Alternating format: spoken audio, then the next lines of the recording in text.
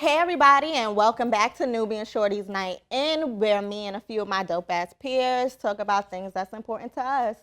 So today on the panel we have Kayla from Bronx Narratives Podcast, Lancelot, Anthony, and Diamond, and we are gonna talk about some heavy shit today and talk about colorism. So, first things first, just for anybody who is living in their privilege, colorism is the preferential treatment of lighter complexions or anything closest to whiteness. So, first, what are you guys' first experiences with colorism? My first experience with colorism was going to school in Washington Heights, and like I was just the only black kid in my class, even though everyone else was brown, and I didn't understand what it was. And then people would see my mother, who's very fair. She has freckles. She's a natural redhead.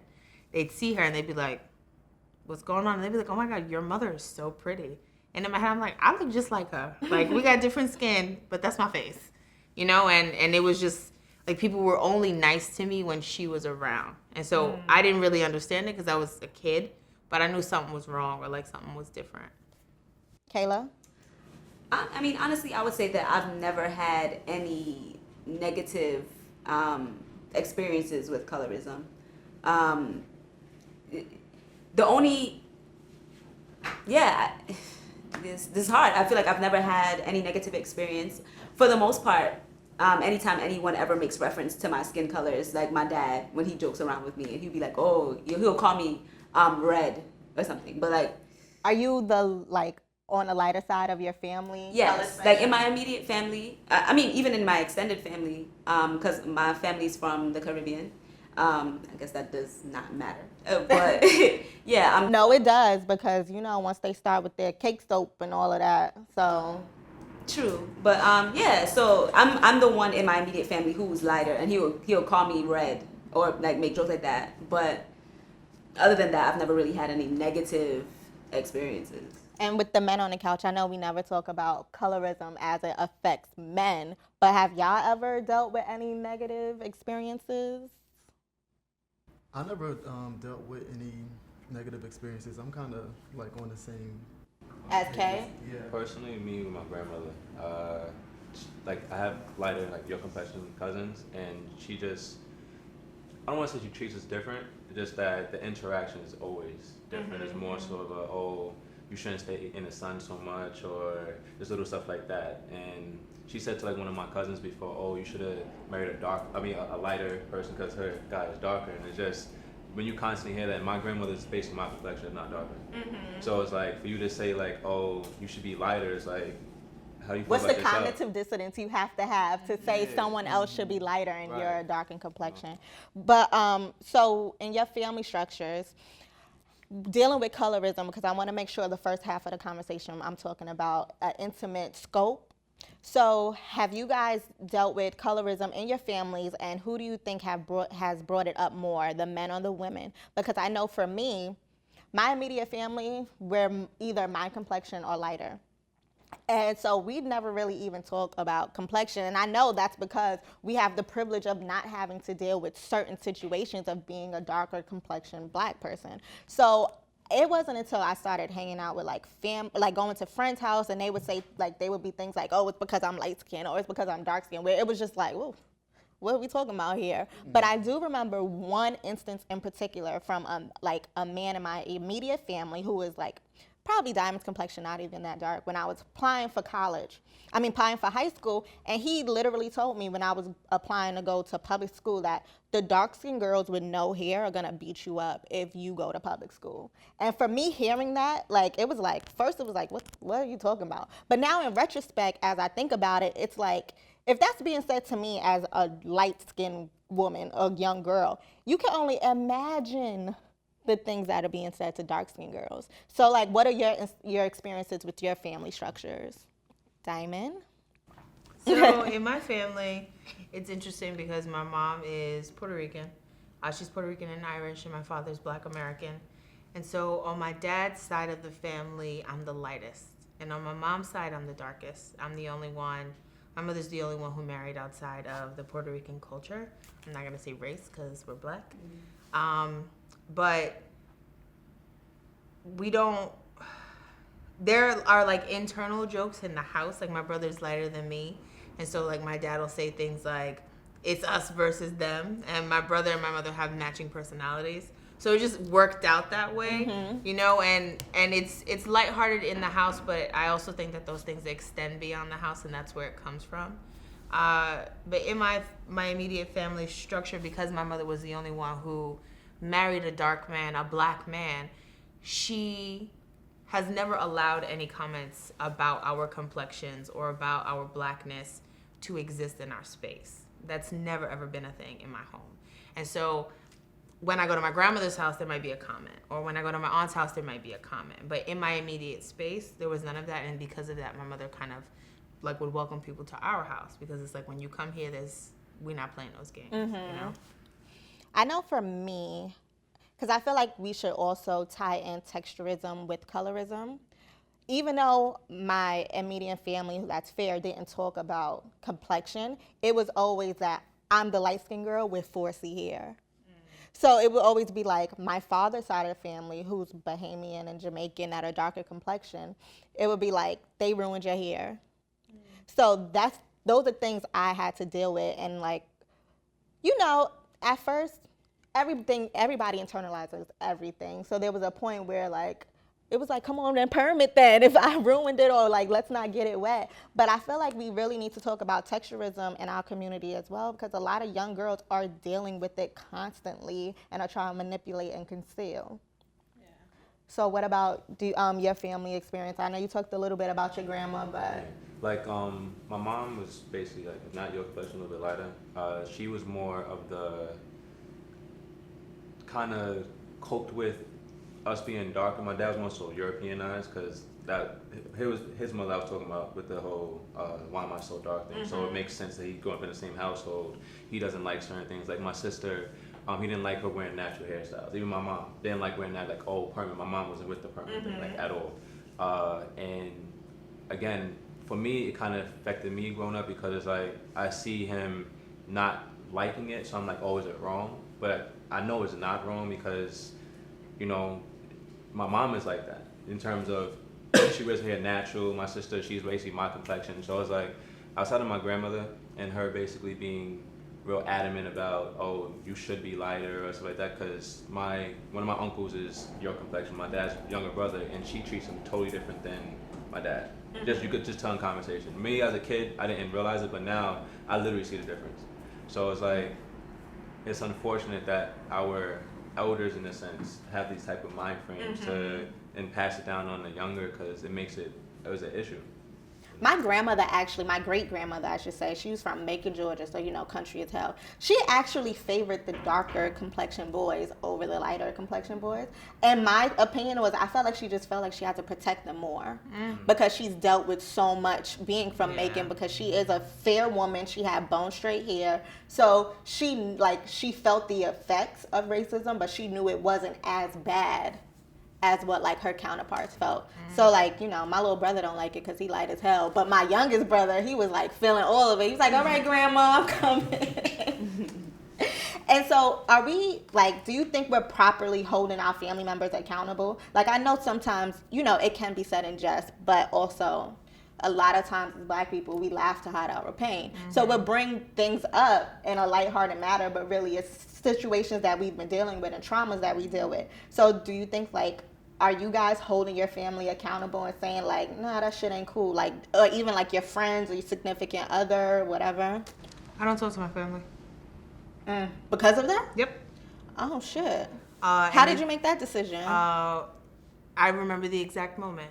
My mother's brother hosts Thanksgiving, New Year's. His house is the house to go to.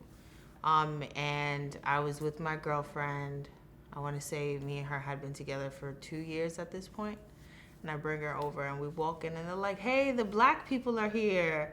And it was like, side-eye, I'm going to let it go, you know? And I bring my girlfriend into the kitchen, and my uncle's wife's sister, so my titi, she says, She's like, don't worry, sweetie, we have fried chicken and Kool-Aid too, and I also have grape soda in case you're she interested. took it too far. And she said it, and I saw the look on my girlfriend's face. My girlfriend is Jamaican. So I saw the look on her face, and she looked at me like, because she doesn't know me or my parents to be anything but black, you know? So she looked at me like, how could this be your family? Because I'm around you all the time. I was like, get your shit, we out. And I have not been back since. I won't go to a function. I'm not going to a party. It's disrespectful. They've reached out like, oh, like, why? Like, why are you distancing yourself? We're family. People make jokes. That's not funny. It's not funny. This was a stranger. Right. And so now, this was 2 years into my relationship. Now me and my relationship are approaching 9 years. No, thank you. Like, I don't want you guys around. Like, what happens when we start to build a family or have children and they hear these kinds of comments? It's not okay. I'm going to hold you accountable. And you still have yet to apologize. And so until I get the apology that I'm looking for, I'm not interested.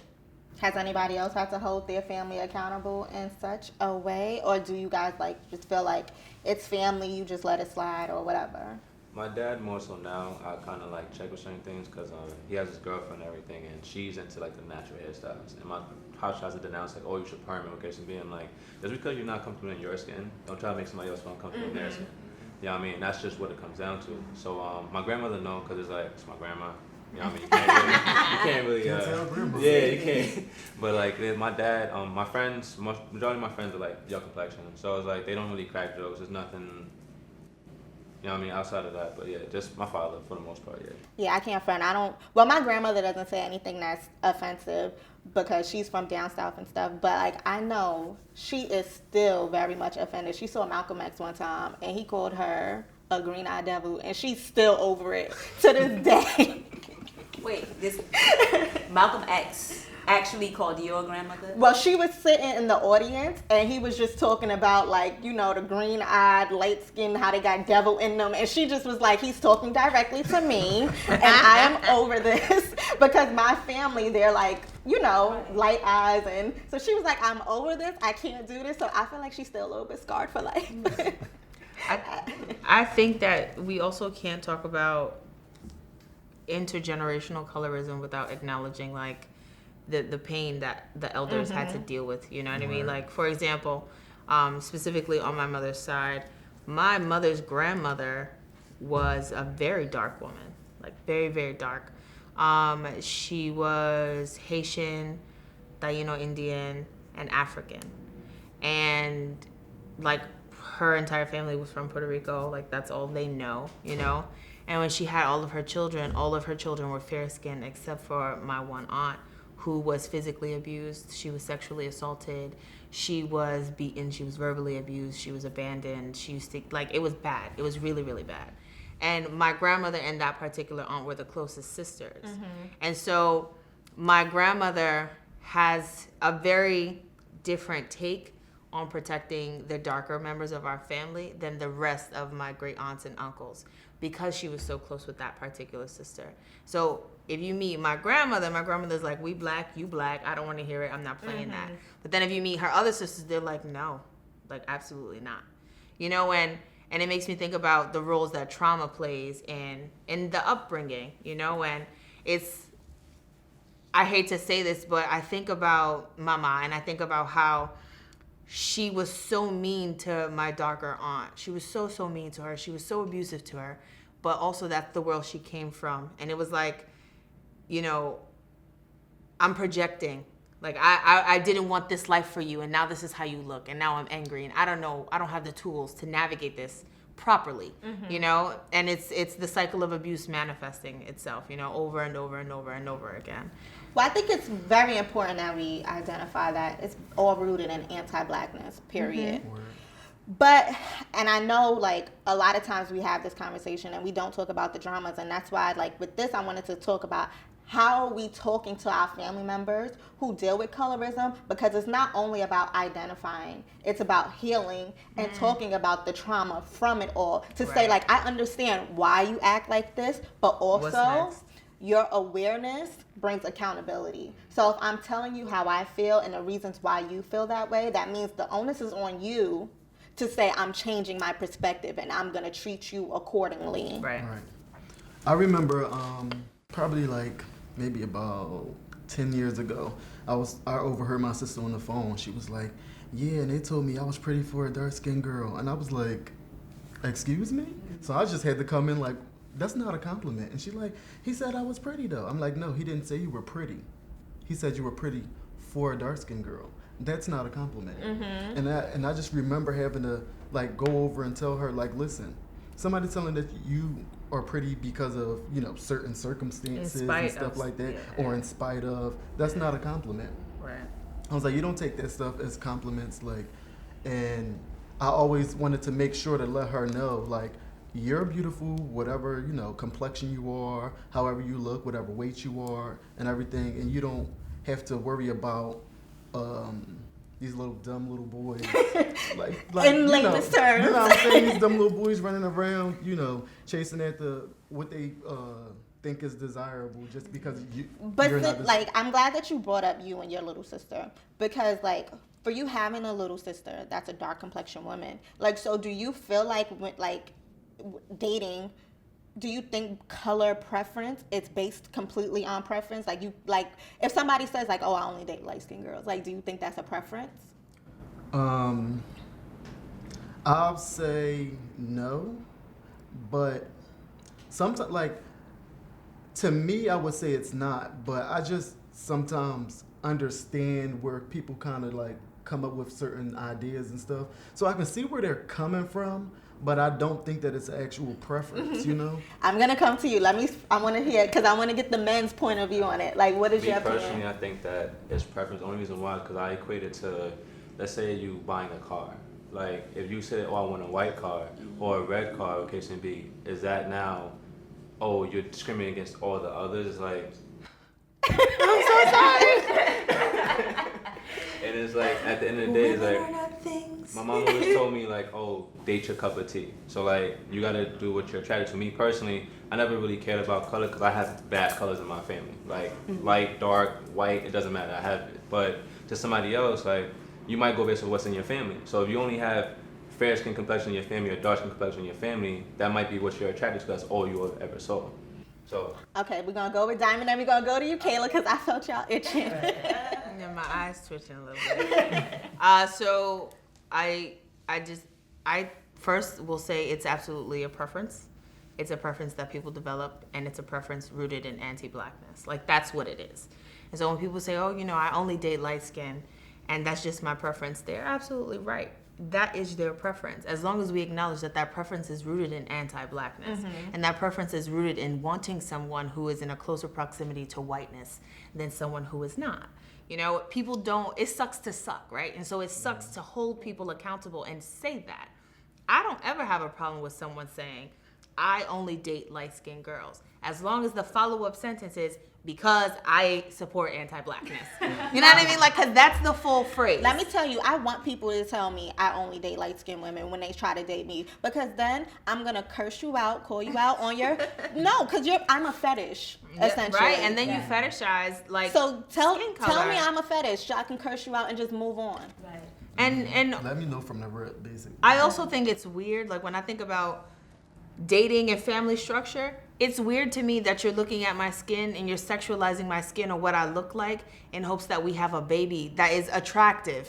You know what I mean? Like people sexualize what their children are gonna look like. Like when I see men post like these young little girls, like 3-year-olds, 2-year-olds, long hair, green eyes. I want my daughter to look like that. And these little girls look like all of the women they date. It's kind of like, why are you sexualizing like this idea of what a child should look like? You know, it's weird. Yeah, I mean, I think it's kind of like this warped survivalism, basically. Just like when you were saying that your father was like, "Oh, perm your hair." Yeah. I think understanding why they say these things, but also understanding that it is problematic was a good point. Like I would have said that it wasn't a preference, but until you said it's a preference. But just acknowledge that it is rooted in something. I think that's a good way to put it, because I would have just been like, no, that's not a preference. That's just like it's a good way to put it. I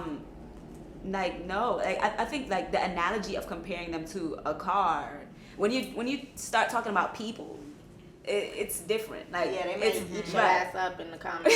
like objects versus people. it's not the same. It's just So not I the know same for type of me, thing. I was talking to a young man that's younger than me.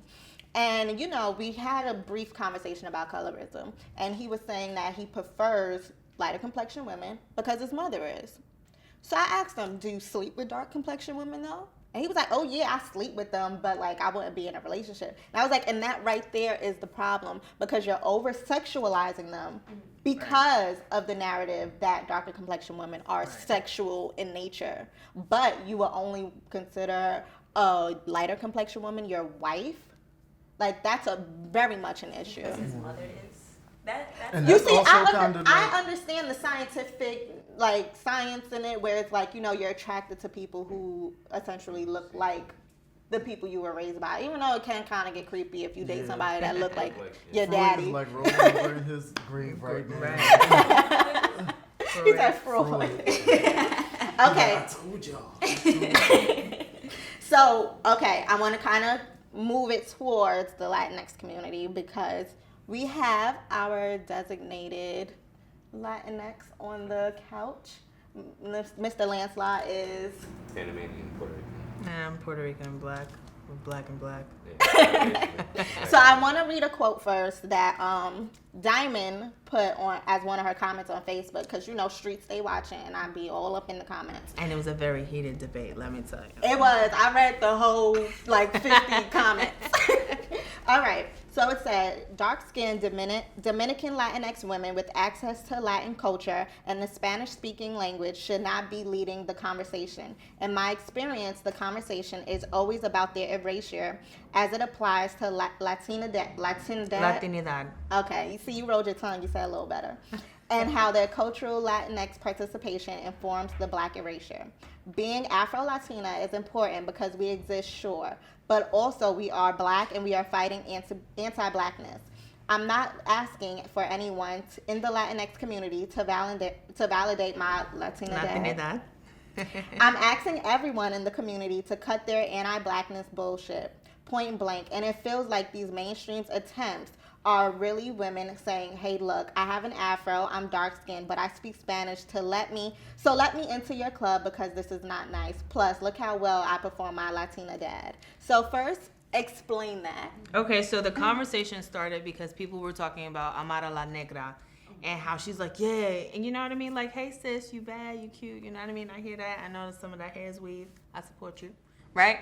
But my issue as an Afro-Latin woman has always been that the disconnect for Black people in the Latino community is never about Latino culture.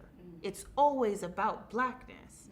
And so, like, we watched Love and Hip Hop Miami, and we watched this woman she really wants to get down with gangs. She want to be in the light-skinned Puerto Rican blonde hair, blue eyes club. She wants to be accepted by them. But she's not calling them out for their anti-Blackness for the sake of anti-Blackness. She's calling them out because they won't let her be Spanish with them. And that is my issue. And so, as an Afro-Latina woman, nobody can ever call into question how Puerto Rican I am. Nobody can ever call into question my Latinidad. Never, ever, ever. Nobody can take that away from me. If I meet a Latino person and they go, but you're not Spanish, why you Black? Why your hair look like that? Fine. Like, feel how you feel, sis. But what they will try to do is erase my Blackness for acceptance. So I've been in situations where people will be like, oh no, but Diamond's not Black, she's Puerto Rican. And they'll be like, bueno, ¿cómo te sientes, nena? And I'm like, no, I don't speak that, sorry. And I do, but like I'm also very intentional about how I use my Spanish. I will not use my Spanish if I don't need to use my Spanish because I already know the treatment will be different. And I don't like that. It makes me uncomfortable. I feel like the Afro-Latin movement is, yes, we have to acknowledge all of the brown girls who get treated like shit by their families because their skin is dark, even though they're in the Latin community. Absolutely. Like, this is for y'all too. But the Afro-Latin community, the Afro-Latin movement, for me at least, resonates for all of the Black girls with Latino families who don't speak Spanish, but are raised in the culture, eat the food, cook the food, listen to the music. You know what I mean? We don't have access to our culture because of the African diaspora. So I know my whole family might be from Panama or from DR or from Nicaragua, but I don't Like, I don't have access to those things. That doesn't make me any less Latina, but it also doesn't erase my Blackness. Just because I speak Spanish, it doesn't mean I'm not a Black woman, and you will treat me as such. And so I've been in spaces where people are treating me funny, and then like I'll order something in Spanish, and they're like, "Oh shit," and then they're nicer to me, Girl, that and I happens tell to me them to all the pull it time. back. Are you racist? If you're racist, if you're anti-Black, be that way with me. Be that way with me. Treat me how you would treat someone who does not speak Spanish. Treat me how you would treat a Black American person, because I'm a Black American person. I know, like, I'm not in the Afro-Latina community, but I know since, you know, I could be mistaken because, hell, we all the same anyway. So a lot of times people come up to me and they start speaking Spanish. I'm like, oh, I'm sorry. And it's like disgust, like, you're just regular Black. Like, get out my Yeah. face.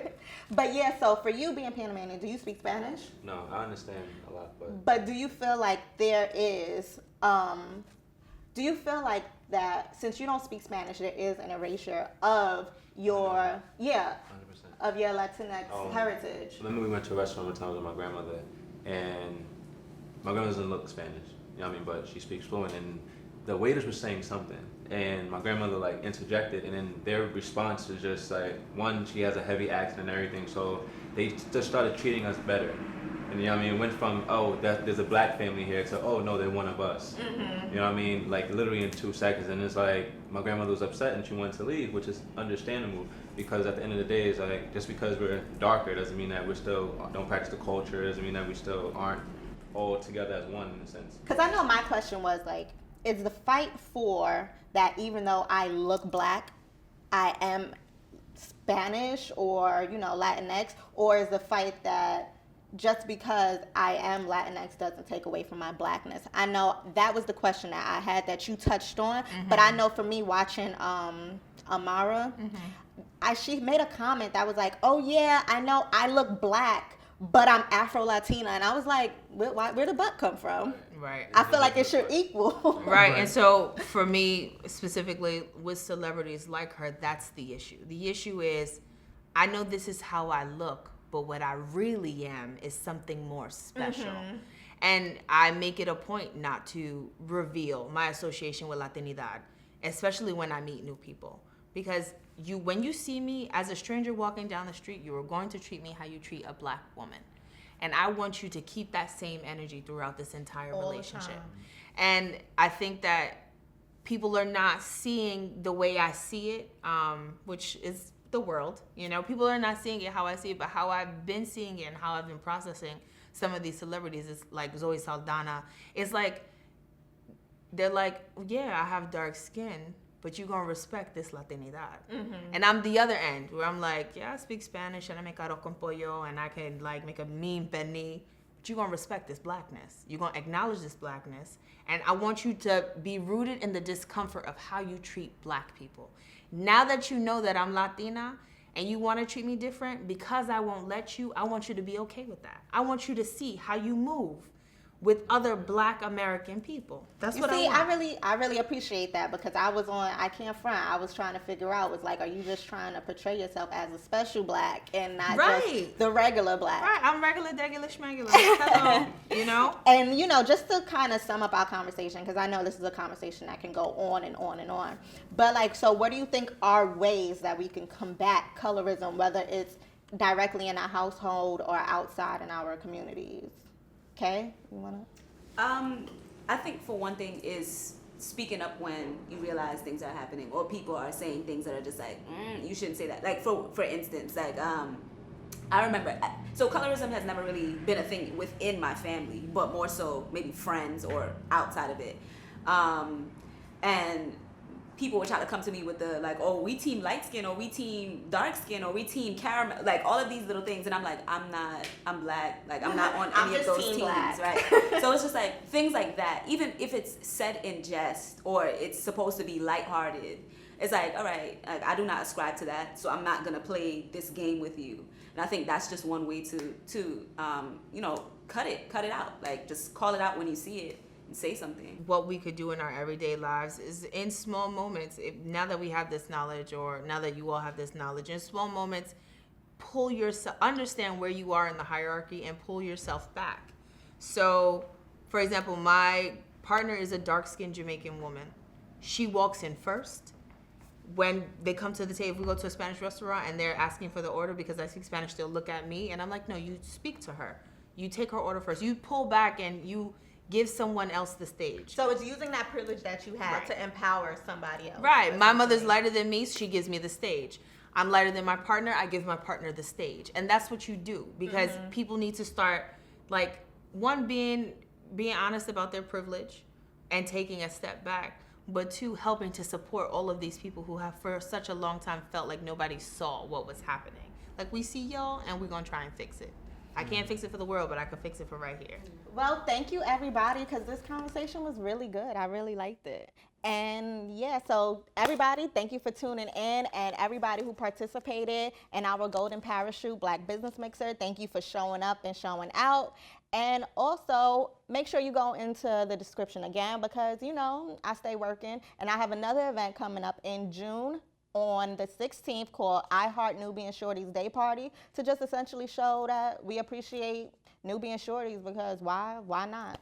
So show up and show out. And again, thank you everybody for coming. And that is Nubian Shorties Night In. And till the next time on the couch.